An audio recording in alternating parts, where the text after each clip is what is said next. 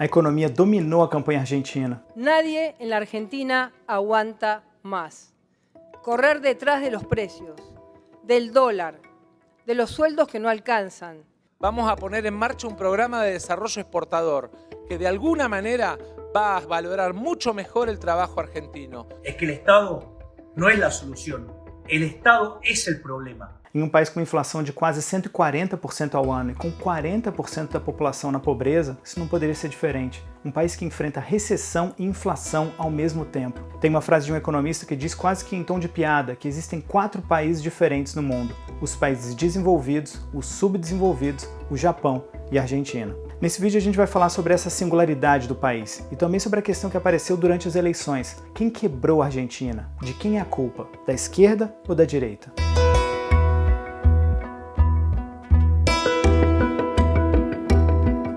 A situação da economia da Argentina é dramática, uma mistura de inflação altíssima com queda do PIB. A perspectiva para 2023 é de uma contração de 1,5% a 2,5% do produto interno bruto e de uma inflação que no fim do ano pode ultrapassar os 200%. Os argentinos que conseguem guardar dinheiro depois de pagar as contas compram dólar, porque o peso já não vale nada. Desde 2019, a moeda argentina desvalorizou mais de 1000% frente ao dólar. Mas você pode estar pensando, crise econômica tem em todo lugar, o que faz da Argentina tão diferente? Não é de hoje que a Argentina é um caso de estudo na economia mundial. A frase piada sobre os 4 tipos de países do mundo, desenvolvidos, subdesenvolvidos, o Japão e a Argentina, é atribuída por alguns ao ganhador do Prêmio Nobel de Economia, Simon Kuznets. O Japão como o país que emergiu da pobreza rapidamente e que tem uma inflação super baixa. Já a Argentina como exemplo do contrário, um país que mistura inflação alta com recessão econômica. Algo raro. De acordo com o Banco Mundial, olhando para os dados de 1950 para cá, nenhum país passou mais tempo em recessão do que a Argentina.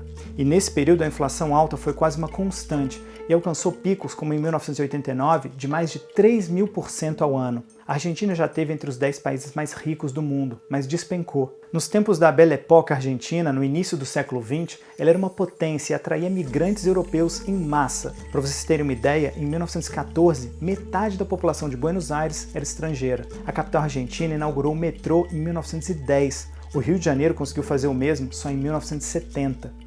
Mas de onde que vem toda essa riqueza? Esse boom foi alimentado pela exportação de grãos e carne. Começou por volta de 1880 e foi até 1930. Foram anos de grande crescimento do PIB per capita. A economia cresceu também depois, mas sem um aumento tão grande do PIB por habitante. Mas muitos economistas dizem que a Argentina não perde a oportunidade de perder uma oportunidade. E já aqui, o país não conseguiu usar esse momento de ouro para dinamizar e diversificar a economia, como fez a Austrália, por exemplo. Eles até viveram uma industrialização, mas que era muito ligada ao processamento de grãos e da carne. Outra aposta equivocada na época foi de concentrar negócios com o Reino Unido, no momento em que esse país perdia relevância mundial. E aí veio uma sucessão de golpes militares e barberagens políticas e econômicas.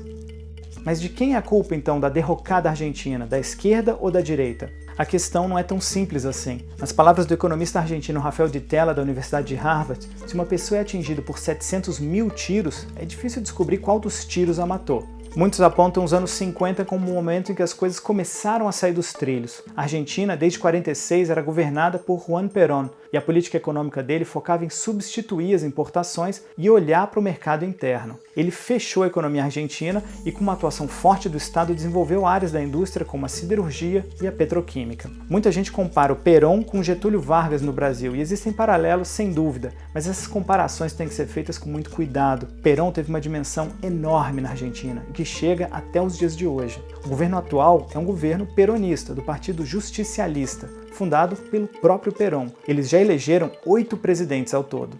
Mas você pode estar se perguntando, o peronismo é de esquerda ou de direita? Quando a gente vê a proximidade política do Lula com muitos peronistas recentes, como os Kirchner ou o atual presidente Alberto Fernandes, pode-se ter a impressão de que é um partido de esquerda, mas não é bem assim. O peronismo também é singular, é único.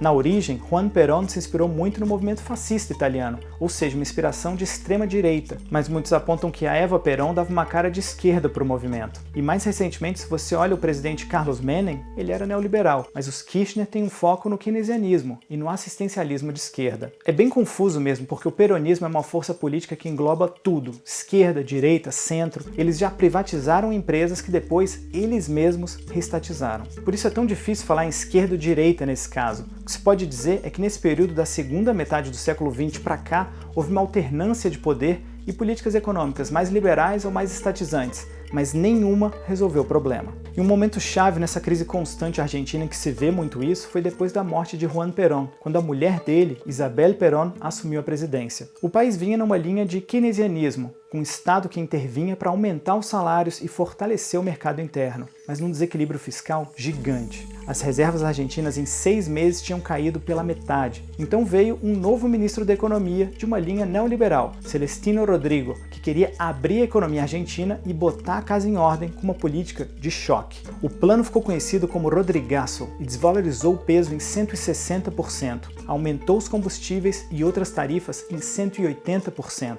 Sofreu uma forte oposição dos sindicatos, fez a inflação disparar de 24% para 182%.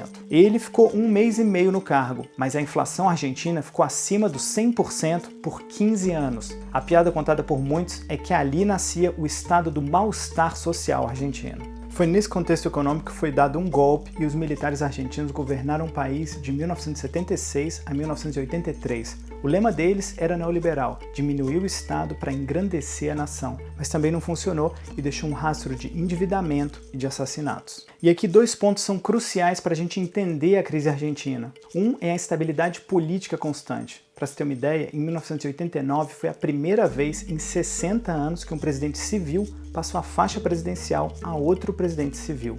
Outra é a falta de uma política econômica de médio e longo prazo que fosse capaz de organizar as contas do governo e recolocar a Argentina nos trilhos. Depois disso, houve momentos positivos breves, quando o país surfou a onda da alta dos preços das commodities, nos anos dos Kirchner, por exemplo, mas não se conseguiu reverter isso numa estabilidade duradoura. O que houve foram sucessivas crises profundas. Em 1989, em 2001, com Corralito, foram momentos novamente de inflação alta e recessão econômica.